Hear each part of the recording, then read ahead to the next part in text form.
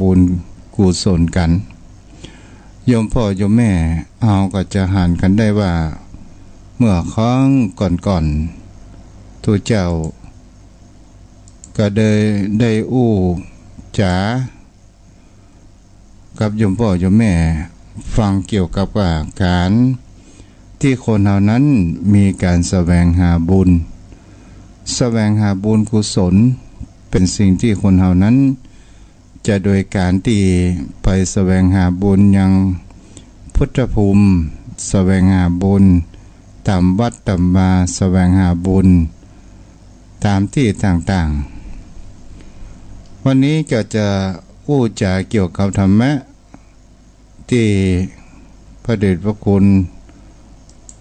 หลวงพ่อชาสุภัทโทที่เปิ่นได้อู้จาซึ่งเป็นพระอริยบุคคลแห่งรูปหนึ่งและเป็นนักปราชญ์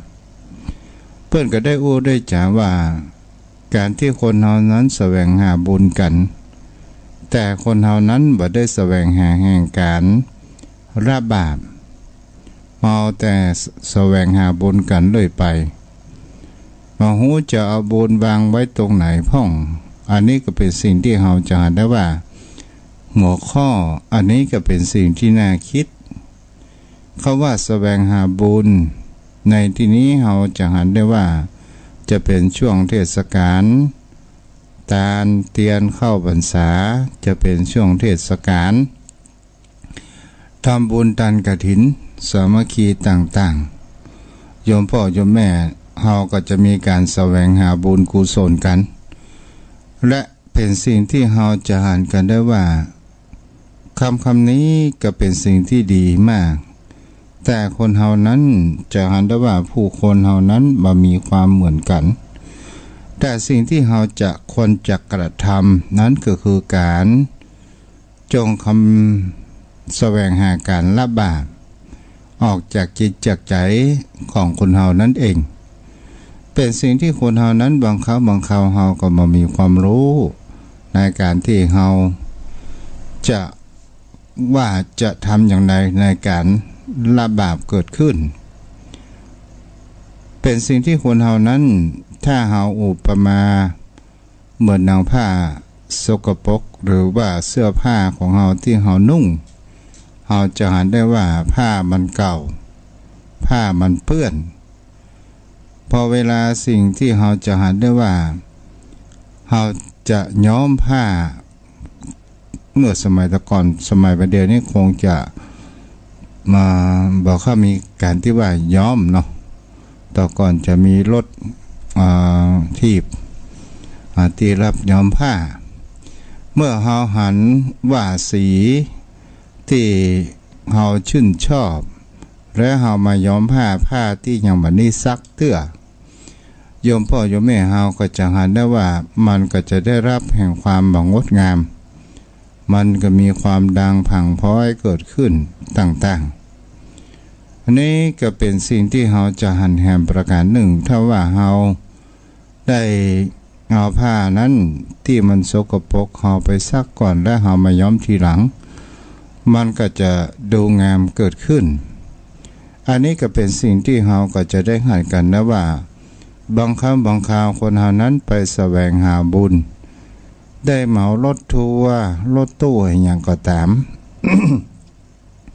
บางครั้งบางคราวเราจะหันได้ว่าโอ้ปีนี้เราจะไปทำบุญทอดกฐินทางภาคอีสานไปแสวงหาบุญกันแต่เราได้นั่งรถเมล์กันไปมีการล้อมรำพำเพลงเกิดขึ้นและมีการดื่มสุรากันและมีการทะเลาะวิวาทกันแสวงหาบุญนั้นก็เหมือนกับเขาว่าไปแสวงหาแห่งความตีต่อยกันก็มีนี่ก็เป็นสิ่งที่เราจะหาได้ว่าแสวงหาบุญแต่คนเราถ้าเราอยู่กับยังบ้านยังจองถ้าเรามีความประพฤติปฏิบัติกันที่เราแสวงหาแห่งการละบาปในที่นี้ก็คือสิ่งที่มันหมองมัวในจิตในใจของคนเฮานั่นเอง ในการละบาปนั้นก็คือเป็นสิ่งที่คนเฮานั้นควรจะละ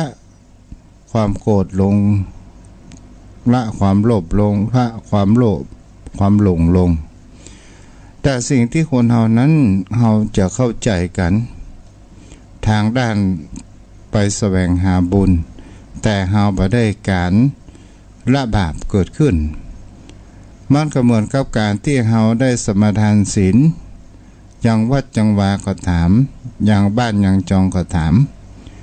เฮาสมาทานศีลเพียงแค่ปากและรับตาม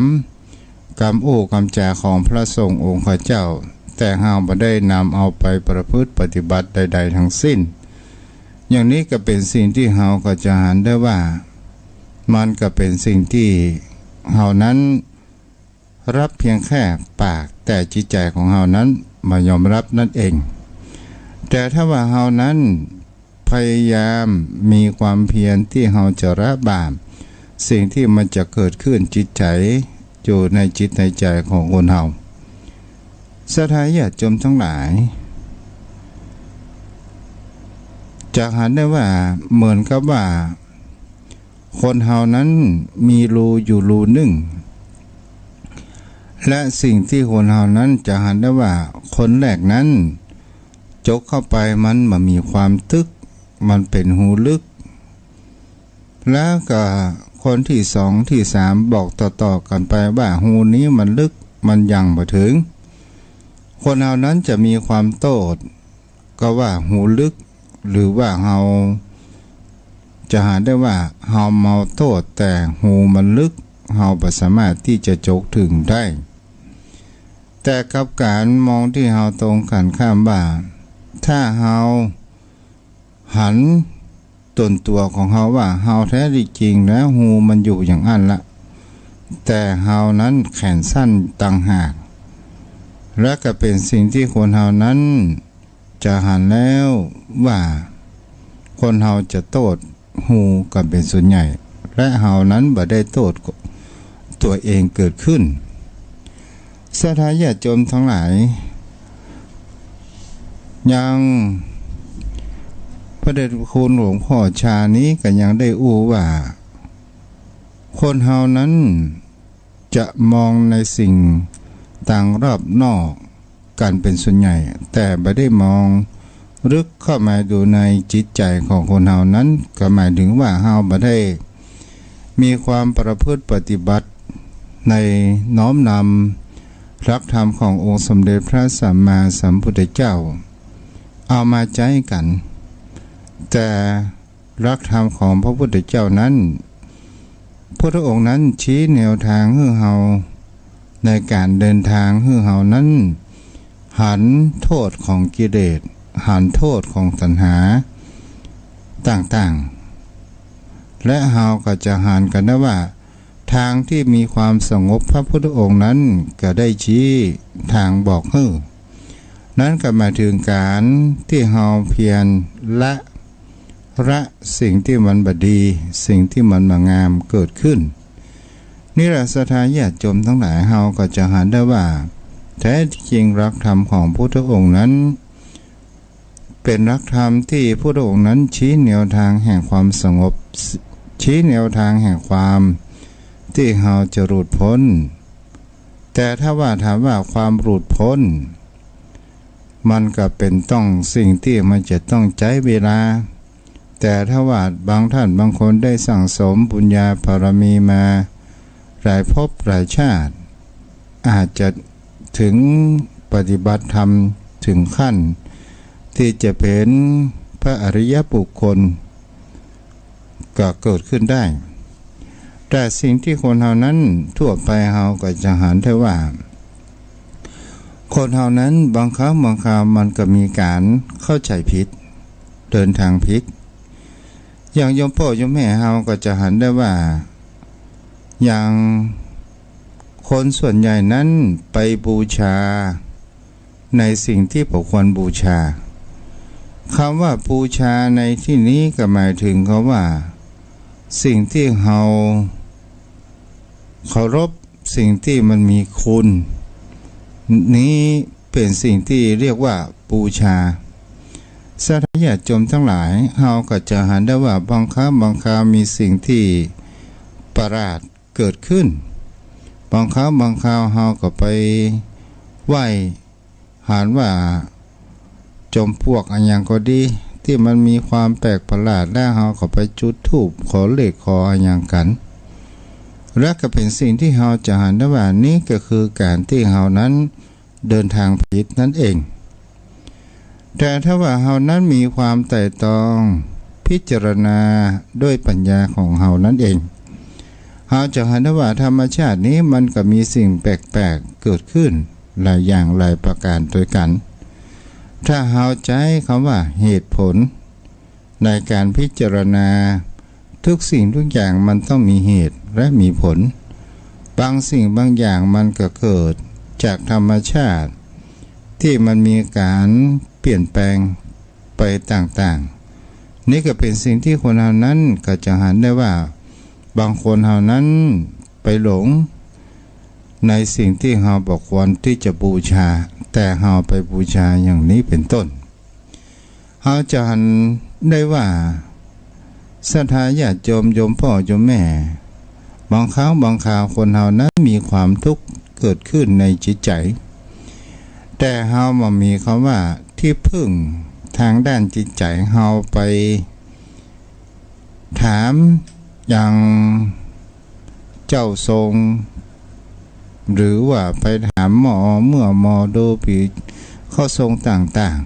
ๆว่าเราถูกหั่นถูกนี่ศรัทธาญาติโยมทั้งหลาย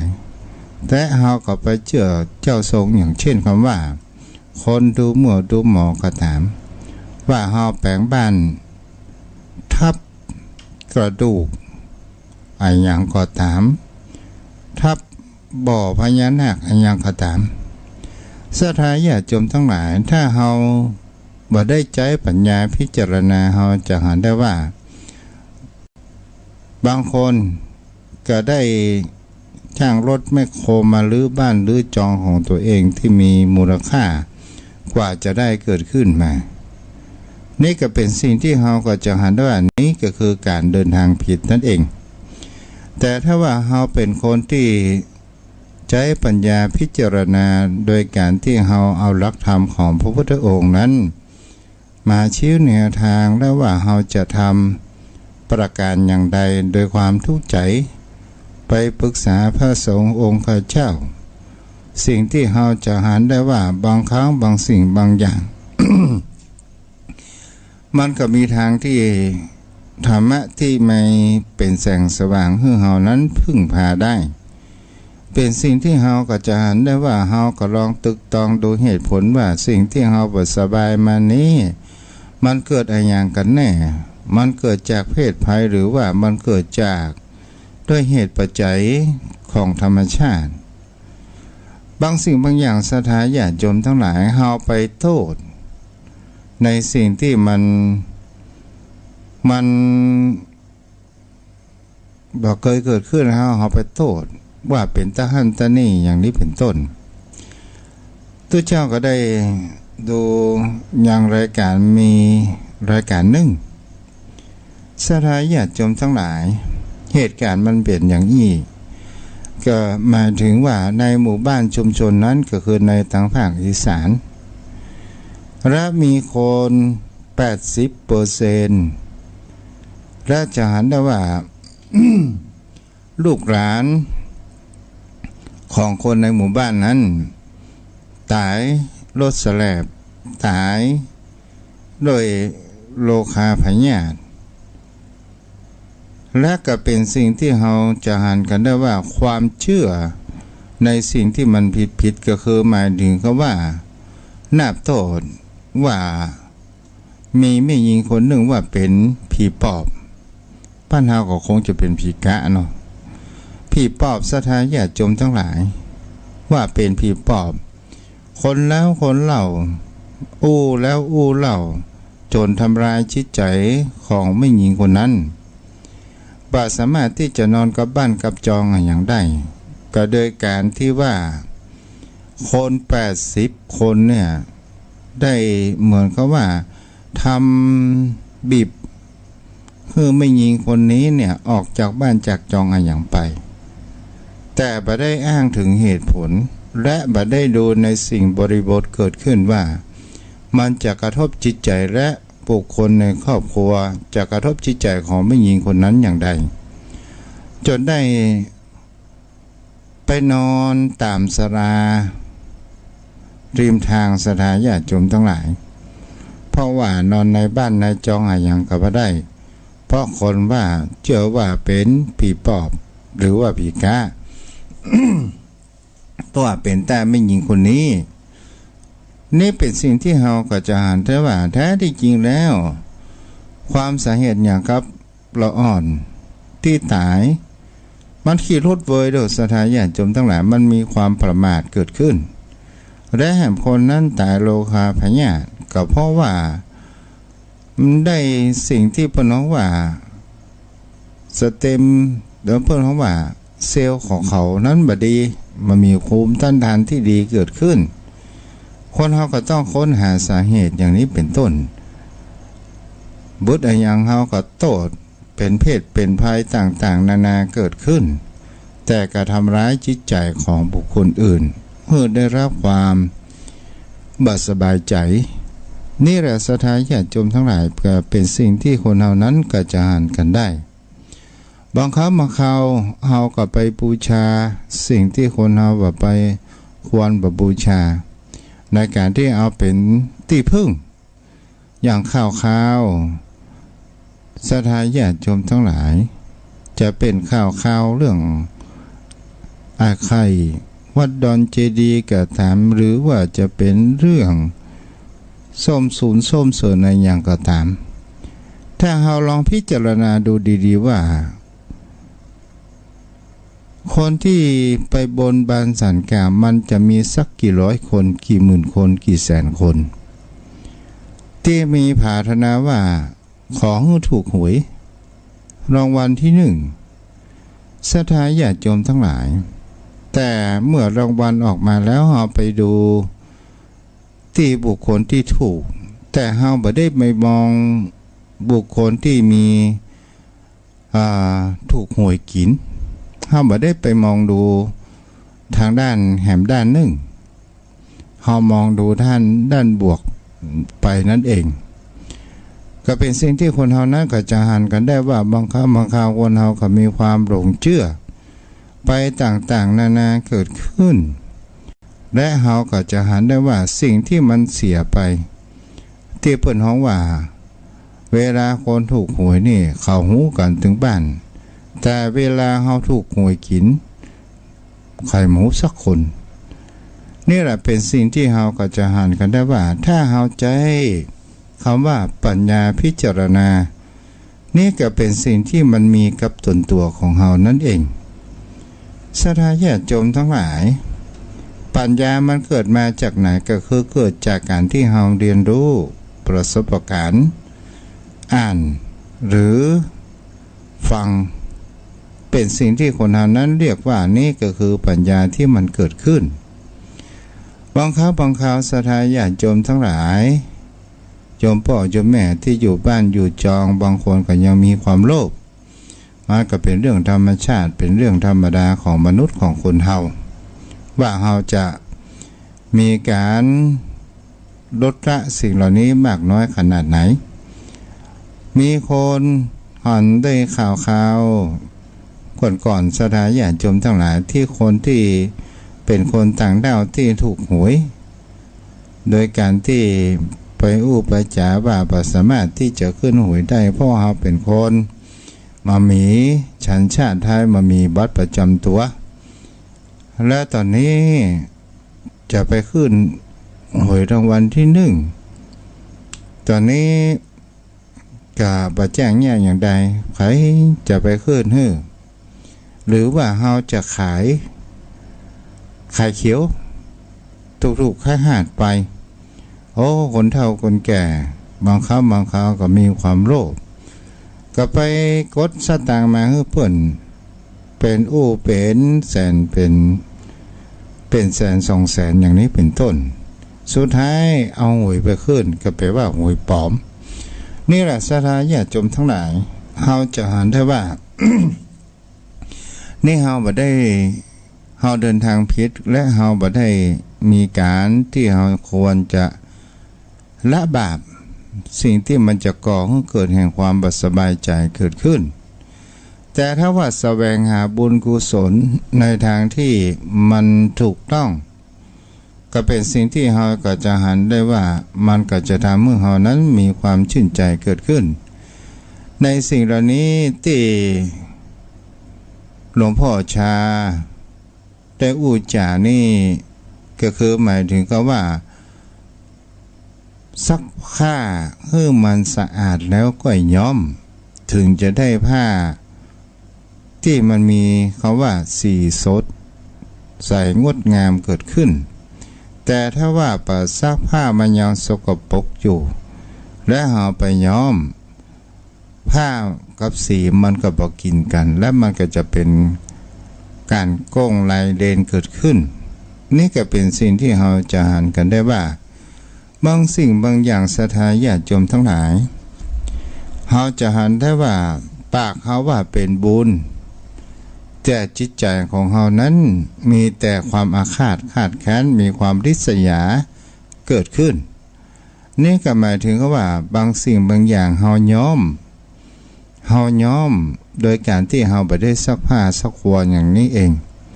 แต่ถ้าว่าจิตใจของเรานั้นมีความบริสุทธิ์เราได้กันกรองเราได้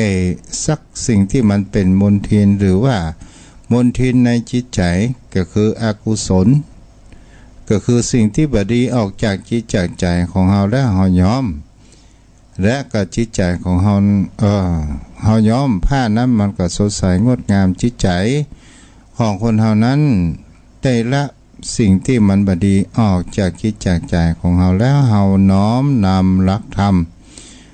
ของพระพุทธองค์นั้นเอาไปใจก็คือว่าจิตใจของเรานั้นมันก็จะมีความงามเหมือนดั่งผ้าที่ได้อุปก่อนมาเบื้องต้นนั้นโยมพ่อโยมแม่ก็เป็นสิ่งที่เราจะหันแห่งประการหนึ่งว่าหลักธรรมของพระพุทธองค์นั้นมันมีอยู่มากมายวันนี้ก็ยังพอมีเวลาอยู่จะอู้เรื่องกรรมให้โยมพ่อโยมแม่ก็คือเรื่องเกี่ยวกับกฎแห่งกรรมให้โยมพ่อโยมแม่รับฟังกันกฎแห่งกรรมในเรื่องนี้ก็เป็นสิ่งที่เราจะหันกันได้ว่าจะอู้ถึงว่ากฎแห่งกรรมนั้นเป็นสิ่งที่มันมีจริงโยมพ่อโยมแม่เป็นสิ่งที่เรามองมาหันกฎแห่งกรรมจะเป็นกรรมดีหรือกรรมชั่วมันก็มีการที่ส่งผลเหมือนกันทุกอย่างไปศรัทธาญาติโยมทั้งหลายมีเรื่องเล่าว่ามีละอ่อนวัดหรือว่าขโยมอยู่3 คนด้วยกันมีละอ่อนชื่อว่านิดชื่อว่าหน่อยชื่อว่าดำ3 คนนี้เป็นละอ่อนที่เป็นขโยมที่มีความง่ายๆก็คือยังมีความเป็นละอ่อนปัก10 ขวบ11 ขวบกันเนี่ยและก็เป็นที่วัยที่บ่ฮู้จักคำว่าบุญว่าบาปบ่ฮู้จักคำว่าสิ่งใดควรทำสิ่งใดบ่ควรทำเกิดขึ้นและจะหันกันได้เขานั้นก็ไปชอบที่ยิงนกยิงหนูไปต่างๆนานาตกมาอยู่วันหนึ่งศรัทธาญาติโยมทั้งหลายเขานั้นก็ไปยิงยังใส่ยังแข่งนกหักไปข้างหนึ่งแล้วนกนั้นก็ตกลงมาแล้วก็ยับกันบุบกันแล้วก็ปิ้งต่างๆนานาเกิดขึ้นวันเวลาผ่านไปศรัทธาญาติโยมทั้งหลายตุลุงฐานได้ว่าละอ่อน3 คนนั้นมีความเกก็ได้ฮ้องมาตักเตือนบอกว่าหอบอกควรที่จะไปเบียดเบียนสัตว์อื่นบอกควรที่จะดีกระทำมันจะเป็นกรรมเวรละอ่อนทั้ง3 คนนี้ก็ยังมีความลื่นกรรมเวรมีที่ไหนตุลุงตุลุงก็อู้ไปเลย ตุลุงก็บอกว่ากอมเวนมันมีแต่นะสูอันแกครับแล้วก็เข้าหัวกันห้าปากก็เข้าหัวกันตกมาอยู่วันหนึ่งศรัทธาญาติโยมทั้งหลาย ตุลุงก็ไปกิจนิมนต์ก็คือไปฮับตาลศรัทธาญาติโยมทั้งหลายไปฉันเพลทำบุญขึ้นบ้านใหม่ละอ่อน3 คนนี้ก็ยังมีความประเชื่อฟังในกรรมอู้กรรมจ่าของตุลุงเลยไก่แจ้ไก่แจ้ของตุลุงนั้นศรัทธาญาติโยมทั้งหลายต้มน้ำเดือดโบ๊ะโบ๊ะโบ๊ะแล้วก็ยับไก่แจ้ลงจุ่มอย่างนั้นศรัทธาญาติโยมทั้งหลายไก่ก็ไม่ได้บุบมันยังไม่ได้บุบมันจะมีความร้อนทุรนทุรายประการอย่างใดวันเวลาผ่านไปศรัทธาญาติโยมทั้งหลายเจ้ากรรมหน้าในเวรนี้มันก็จะส่งผลมาได้วันนี้ก็เอาวันพุธมาได้วันพุธก็เอาวันฮือมาได้เดือนนี้ก็มาได้เดือนหน้ามาได้เดือนหน้าปีหน้าปีต่อไปเป็นสิ่งที่ฉันได้ว่าละอ่อนทั้งสังคมนี้กับมีการที่มีการศึกษาและได้เริ่มเรียนวิชาคนหนึ่งก็เป็นตำรวจคนหนึ่งก็เป็นทหารคนหนึ่งก็เป็นครู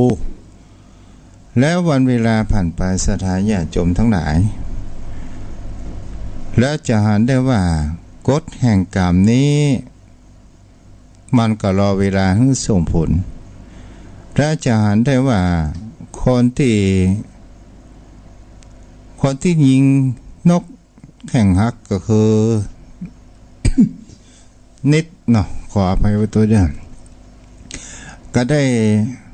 พอเวลาปลดเกษียณอย่างเสร็จเรียบร้อยทีนี้ก็ได้ไปหกล้มแข่งหักศรัทธาญาติโยมทั้งหลาย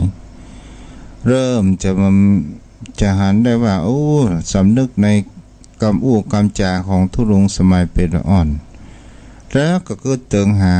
เปื่อนทั้ง2 คนแต่ก็ได้พัดพรากจากกันเมินหมูว่าไปอยู่ที่ไหนแล้วหน่อยกับดำนั้นเป็นคนที่เอาไก่นั้นลวกทั้งเป็นศรัทธาญาติโยมทั้งหลายเขาก็ได้รับผลแห่งการเป็นคำว่าโรคผิวหนังน้ำพุพองในร่างกายอยู่ที่ไหนก็มีความแสบความร้อนเกิดขึ้นก็เป็นสิ่งที่เขาก็จะหันได้ว่าเมื่อหน่อยนี้ได้เพื่อที่จะหันได้ว่าสำนึกในสิ่งที่ตัวกระทำได้ก็มีการแผ่เมตตาตกมาอยู่วันหนึ่งเพื่อที่จะไปวัดโดยการที่ฮือหลานนั้นได้เข็นรถไปที่วัดบังเอิญได้หันพระภิกษุอยู่2 รูปด้วยกันและพระภิกษุ2 รูปนั้นมีผิวพรรณที่มีความครุขระเกิดขึ้นแล้วก็หันหน้าเป็นเปื้อนทั้ง2 คนนี่แหละศรัทธาญาติโยมทั้งหลายเราจะหันได้ว่ากรรมเวรนั้นมันเป็นสิ่งที่มีจริงแต่สิ่งที่คนเฮานั้นจะแก้ขันให้ได้ก็คือคำว่าแผ่เมตตาเป็นสิ่งที่คนเฮานั้นก็จะทำให้เฮานั้นจากมันเดียวร้ายมันก็จะลดลงไปเสียพ้องอันนี้แหละเป็นสิ่งที่เฮาก็จะหันได้ว่าแต่ถ้าว่าเป็นทางสิ่งที่ดีๆล่ะโยมพ่อโยมแม่เฮาก็ลองสังเกตว่าผู้คนในที่ได้ปฏิบัติปัดปูพ่อแม่เป็นอย่างดีได้อุปถัมภ์อุปถากพระสงฆ์องค์ข้าเจ้าได้ช่วยเหลือในงานสังคมและสิ่งเหล่านี้เฮาก็จะหันก็ถือว่าหรือว่าช่วยสัตว์สิ่งหิ่งห้อยต่างๆที่ได้รับความลำบากเฮาก็จะหันได้ว่าบุญกุศลนี้มันจะอุ้มเอื้อในสิ่งที่ดีๆให้กับตัวของเฮาและเฮาก็จะหันได้ว่ามันก็จะนำพาให้เฮานั้นมามีความตกต่ำและจะมีสิ่งที่มีความว่าอภินิหารมหัศจรรย์จะเกิดขึ้นในชีวิตเวลาที่เฮายามยากนี่แหละศรัทธาญาติโยมทั้งหลายของเฮานั้นเดินทางที่ทางถูกต้องเฮาอย่าเดินทางที่มันผิด ก็คือวันนี้สรุปแล้วว่าการแสวงหาบุญที่เฮามีการเสสันเนหากันไปล้มลำพังเพลงไปแสวงหาบุญนั่นบุญนี่แต่เฮาบ่ได้แสวงหาแห่งการละบาประในสิ่งที่บดีออกจากจิตจากใจของเฮาไปถึงไปแสวงหาบุญแต่จิตใจนั้นดำกำเศร้าถ้าเฮาอู้ง่ายก็คือหมายความว่าปากหวานกุ้นส้มเป็นสิ่งที่คนเฮานั้นควรจะกระทำกันตามที่รักธรรมของพระองค์คือพยายามละสิ่งบดีหรือว่าละบาปและกระทำสิ่งดีๆและทำจิตใจของเฮานั้นผ่องใสเฮาก็จะมีความสงบสุขในจิตใจที่เป็นบุญกุศลเกิดขึ้นเอาละโยมพ่อโยมแม่วันนี้ก็เปิดสายเจ้าหน่อยหนึ่งเนาะอาจจะดันได้ไหวพระแผ่เมตตาอยู่ก็ประมาณ10:55แล้วก็ขออนุโมทนากับแม่แดงตัวเด้อแม่แดงดอกตะล่อมอีเนาะปากข่อยใต้แม่เลี้ยงเข้านึ่งเปิ้นได้ฝากข้าวมีนส้มปล่อยและก็จตุปัจจัยเป็นกันเทศก็ขออนุโมทนาตัวเด้อเมื่อแต่เจ้าตลอดจนถึงซาลาเปาขนมจีบเนาะเอาละตอนนี้ก็เปิดสายน้ำหมายแล้วเด้อโยมพ่อโยมแม่ที่อยู่ทางบ้านวันนี้เปิดเจ้าหน่อยหนึ่งเนาะ0631639950 โทรเข้ามาได้เด้อ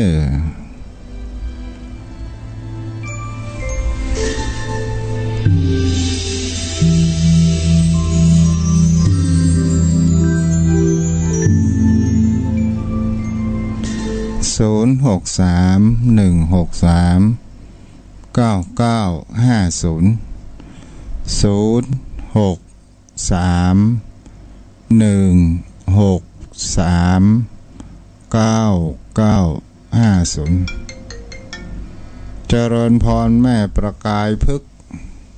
ฟังดีเจ้ารับละก้ามันรับด้วยเจ้า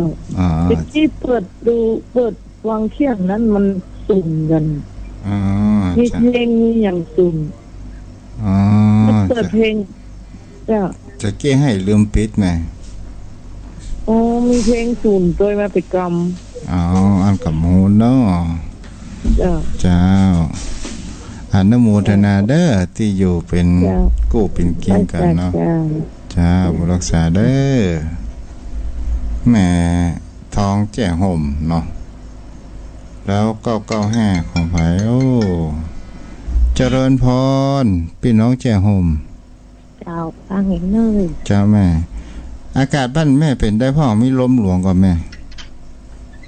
ลมหน่อยตะกี้ฟ้าห้องหน่อยฝนตกฟ้าห้องฝนมาตกเนาะเจ้าตกวัน2-3 วันก่อนเห็นหน่อยจ้าฮ้อนโหดน้ำแม่เอ้ยก็ได้ยังผ่านไป1 เดือนอยู่เนาะหน้ามันนะจ้าให้กำลังแน่จ้าบุรักษาเด้อจ้า0631639950ใครที่ยังรับฟังอยู่จะโทรมาอู้จากันก็เจริญพรเด้อที่จะสนทนากันเนาะในช่วงแม่ค่ำแม่คืนวันเวลาผ่านไปสดาญาติโยมทั้งหลายวันพรุ่งนี้ก็แจ้งเจ้าตะวันขึ้นแหมต่อมากับตะวันรับขอบฟ้าแหมมันเป็นอย่างนี้ไปอยู่เรื่อยๆเพิ่นเรียกว่าวัฏจักรวงจรแห่งชีวิตวงจรแห่งความบนโลกใบนี้สิ่งที่มันเกิดขึ้นมีไผ่พ้อง วันนี้ยังไม่ได้ยินเสียงสกุลเนาะโอ้กึดตึงหาพอดีเจริญพรป้านานครับขอในใต้ภาษาบารมีธรรมท่านพระคุณเจ้าครับที่ฮือธรรมะยามดึกวันนี้ผมขออนุญาตสนทนาธรรมกับท่านพระคุณเจ้าเพื่อเป็นสิริมงคลชีวิตนะครับท่านพระคุณเจ้าว่าธรรมะพุทธเจ้านะเพิ่นวางแบบไว้หมดอ่ะดีทุกอย่างพุทธเจ้าเป็นศาสดาเอกของโลก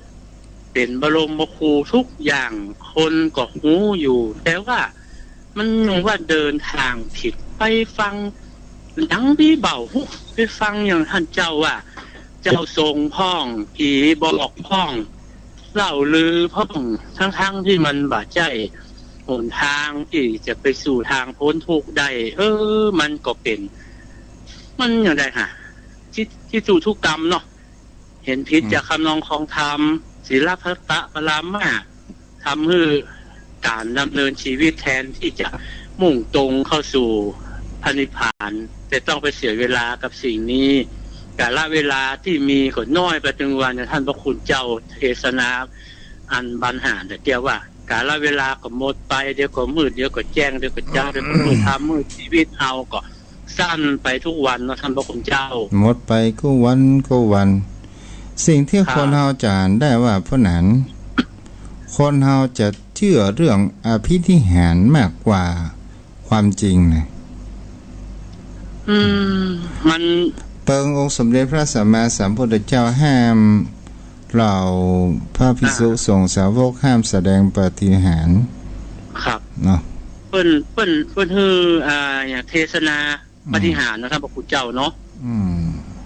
เปิ้นคือแสดงธรรมโดยปาฏิหาริย์คือมีความลึกซึ้งคือศรัทธาญาติโยมได้ฟังแล้วอันนี้คือเทศนาธรรมอภินิหารคือเนื้อธรรมปัญหารแต่ว่าการแสดงฤทธิ์เรียงเดชน่ะมันเป็นโลกิยะเหรอท่านพระคุณเจ้าเนาะเป็นโลกิยะเป็นสิ่งที่มันไม่ใช่โลกุตระเหมือนพระเทวทัตอันอย่างที่ท่านพระคุณเจ้าได้เทศนาว่าพระเทวทัตบรรลุธรรมจริงแต่เป็นบรรลุธรรมที่เป็นฝ่ายของโลกิยะทำให้เกิดความโลภความโกรธความหลงเดินทางผิดไปก็ทำให้ต้องไปตกนรกครับแต่ถ้าว่าเปิ้นเดินทางถูกในโลกิยะโลกุตละธรรมนี่ก็จะรุดพ้นได้นะท่านพระคุณเจ้าเนาะเจ้าอันนี้ก็จะอู้ไปแหมหน่อยหนึ่งเนาะก็คืออย่างกับว่าเรื่องพระเทวทัตเนี่ยพระเทวทัตนี่ตอนแรกก็ได้ประพฤติปฏิบัติธรรมได้บรรลุขั้นฌานได้ก็จะมีคำว่าอภิธิหารเกิดขึ้นที่นี้คำว่าฌานในที่นี้บางครั้งบางคราวคนเหล่านั้นมันเกิดแห่งคำว่าลาภสักการะ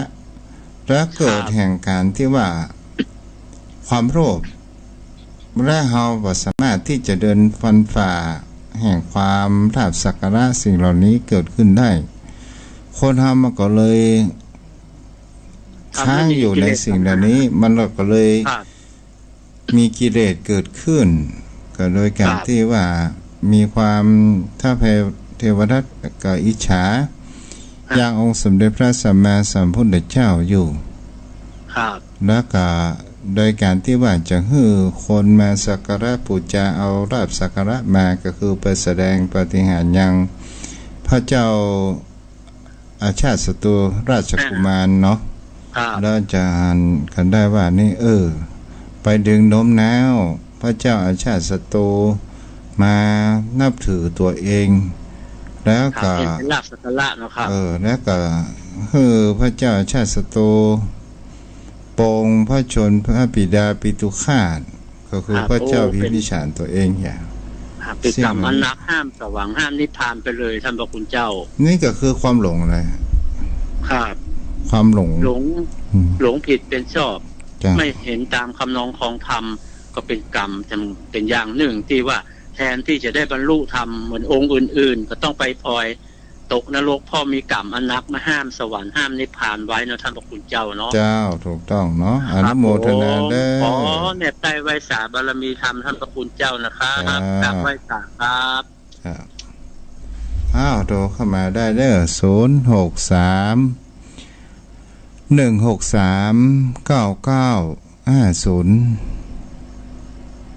ในค่ำของคืนวันนี้ใครจะสนทนาธรรมจะถามมายังกับทุกเจ้าถามได้เนาะ063-163-9950ให้รับฟังอยู่ติดตามอยู่โทรมาได้เด้อถ้ามามีภายใน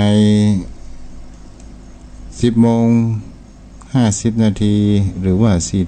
4:50มามีทุกเจ้าก็จะได้นำไว้แผ่เมตตาก่อนนอนรับฝันดีเนาะตลอดจนถึงโยมพ่อโยมแม่ที่รับฟังอยู่บ่สามารถที่จะโทรมาได้ก็บ่เป็นอย่างเด้อโยมพ่อโยมแม่เนาะที่รับฟังอยู่ทุกเจ้าก็ได้อกดีใจเด้อเจริญพรแม่อรพินเจ้าไหว้ศาลเจ้าแม่ฟังอยู่ลูกเจ้าจะอนุโมทนาเด้อวันนี้เป็นยังไงพ่อแยกการแม่วันนี้คุณหลายเหมือนกันนะเจ้าเจ้าดีเจ้าบุญรักษามีอย่างกับตู้เจ้าก่อแม่มีอย่างแม่วันนั้นแม่ไม่ได้ฟังตั้งหลายวันนะแม่ก็รอฟังแต่ว่าก็ไม่ได้ฟังสักคำจ้านั่นเลยมาเปิดเมื่อคืนนี่จ้าบุญรักษาได้ไหมเด้อเจ้าอ้าวโทรเข้ามาได้เนาะ063-163-9950 063-163-9950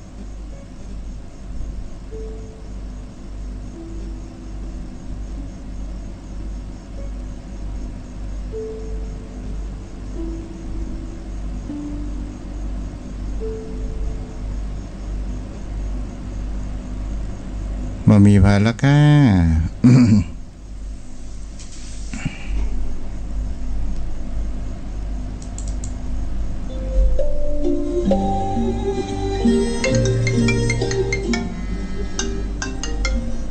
เจริญพรแม่แดงข้าวนึ่ง